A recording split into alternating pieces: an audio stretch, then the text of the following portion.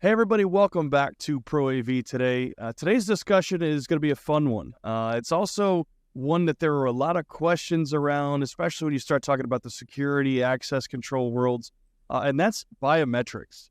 A lot of people might have a very specific knee-jerk reaction when they hear that, but hopefully today we can dig in a little bit deeper, get some of those answers, and to ask those questions and give us some of that feedback.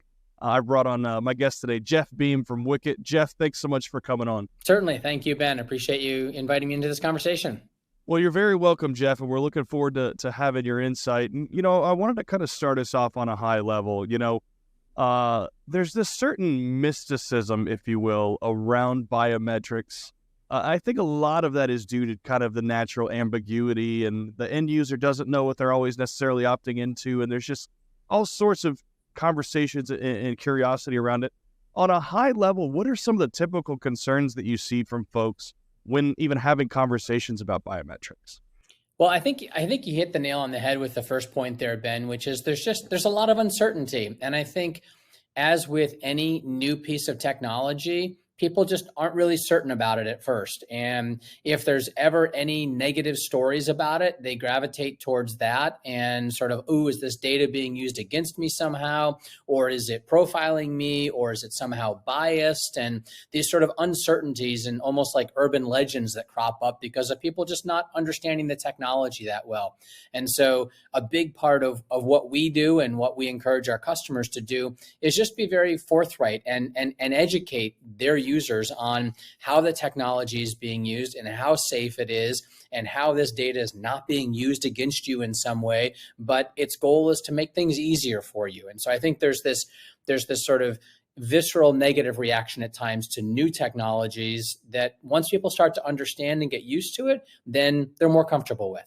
Well, one of the things that people ask about, you mentioned it, right, is privacy. Am I giving up my identity? Is somebody hacking my face and using it for a deep fake? And I feel like that's kind of an almost different conversation at this point. But, when you think about the world of biometrics, specifically in access control and even the ticketing and retail side of the world, privacy is one of the most paramount concerns, right? And many times, if not all the time, the user is required to opt in some form. Is that still correct?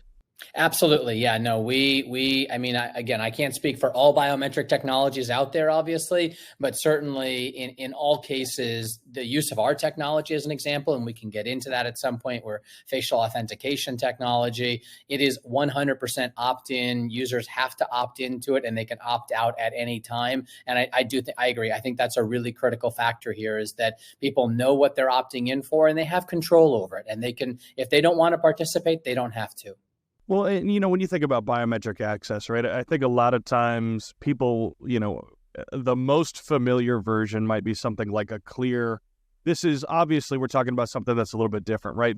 Facial authentication can mean a lot of different things in a lot of different verticals.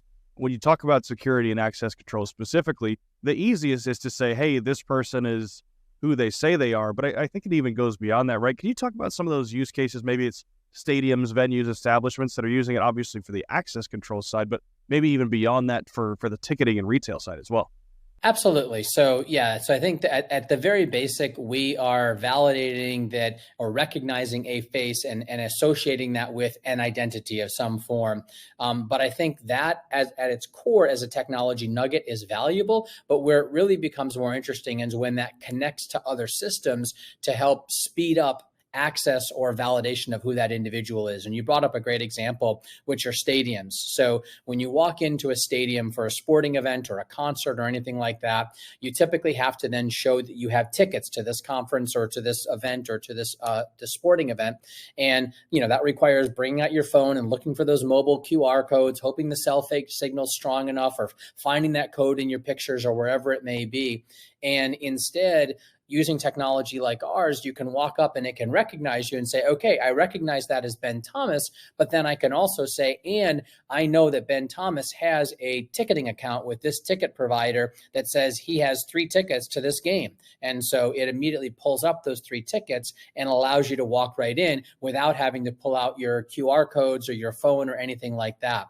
And the goal is to use, in this case, facial authentication technology to make that entire experience frictionless and easier and faster, and get people into the stadium faster, or allow them to purchase concessions at halftime faster, or allow them to get into, backstage if they're allowed to, more easily, without having to show any other form of ID or anything at that time. Just really speed up that transaction, make it much more frictionless. Well, let's stick on that customer experience point for a second. I think, even when you have this familiarity of people leveraging the technology, there is unfairly sort of this nefarious slant to where people think that, oh, they're stealing my data, they're trying to create all these fan videos of me, I'm opted into all this weird stuff.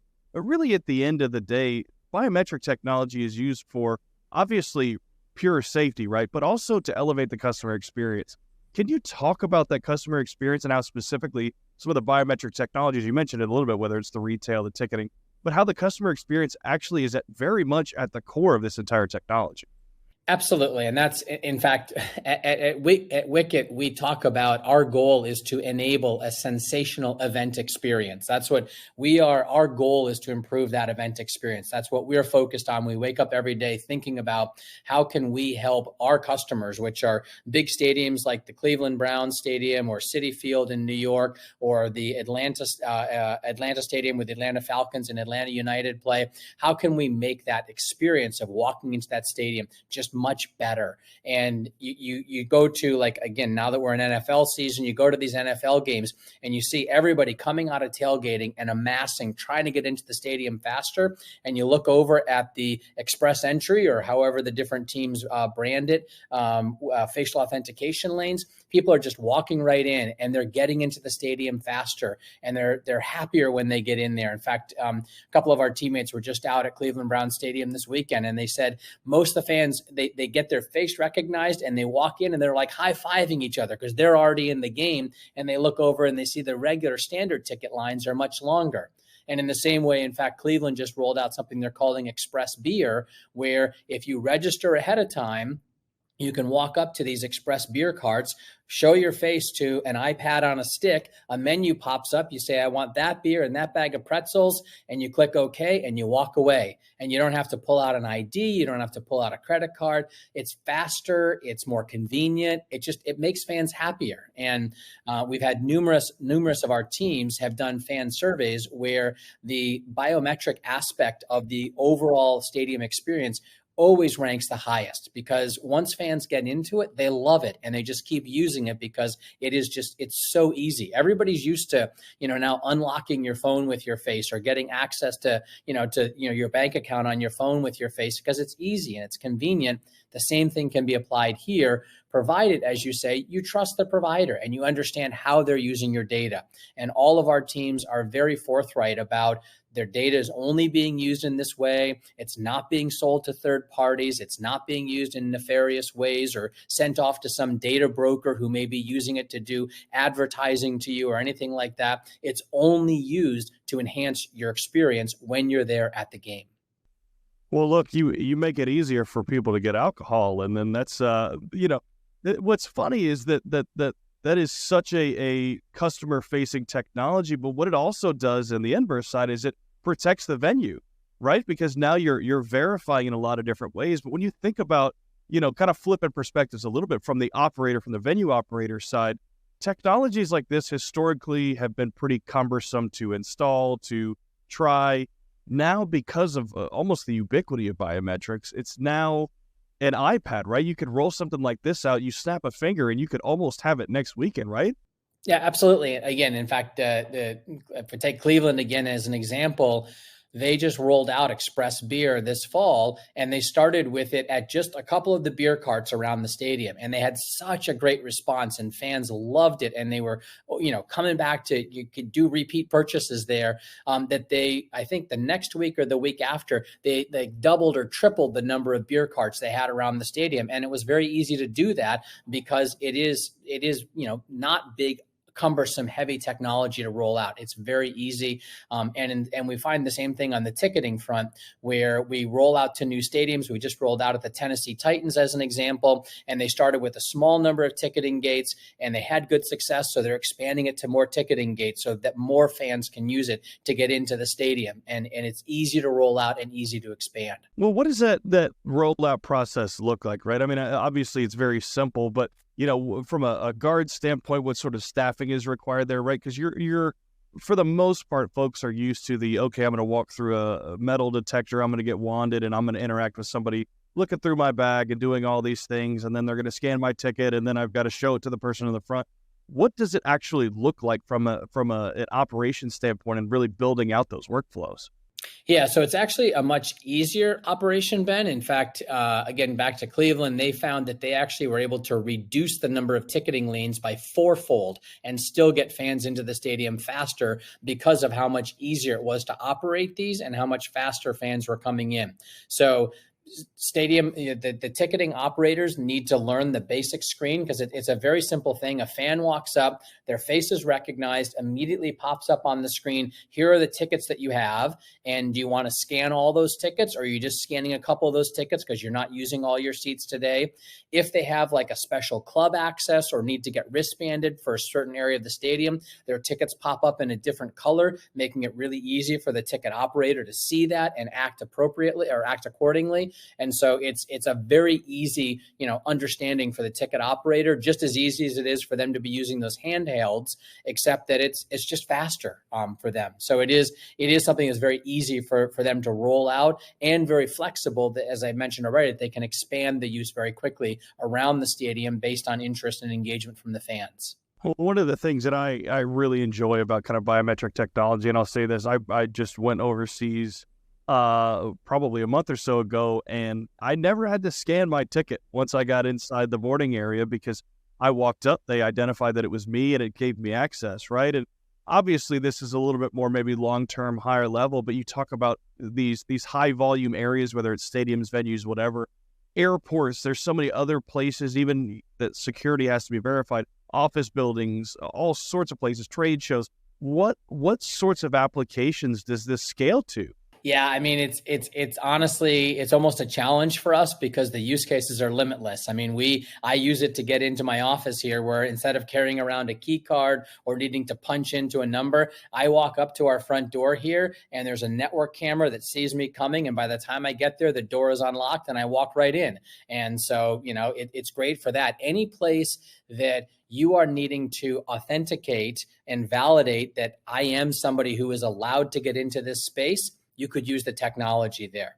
As a company, given our size and our footprint, we're really focused on the live event space, but honestly, it can be used in many, many different areas. And there are some of our customers who use it in different areas beyond just the sort of live event space. But any place that you are needing to, again, authenticate your identity or some aspect of your identity, meaning like proving that you're over 21 when you go to get that beer in Cleveland, or having a credit card on file when you go to make that purchase at the concession or the merchandise shop. Any of those places, rather than having to pull out your phone, pull out your card, just making that frictionless, sort of giving you the freedom to move through the space much more easily, like you did when you were traveling overseas. Well, Jeff, I've got to ask you to pull out your crystal ball for me, right? Where it's kind of hilarious how fast technology moves these days, but there are just so many innovations that are happening, right? And whether it's more accurate biometrics, whether it's verification of things like deepfakes, there's so many different applications for this technology. But if you had to pull out your crystal ball and say, hey, in 5, 10, 15, if you want to get crazy, go 20 years, what does this technology look like, right? How is it scaling out into maybe different industries? But what are some of the technological advances that you're seeing coming down the pipe?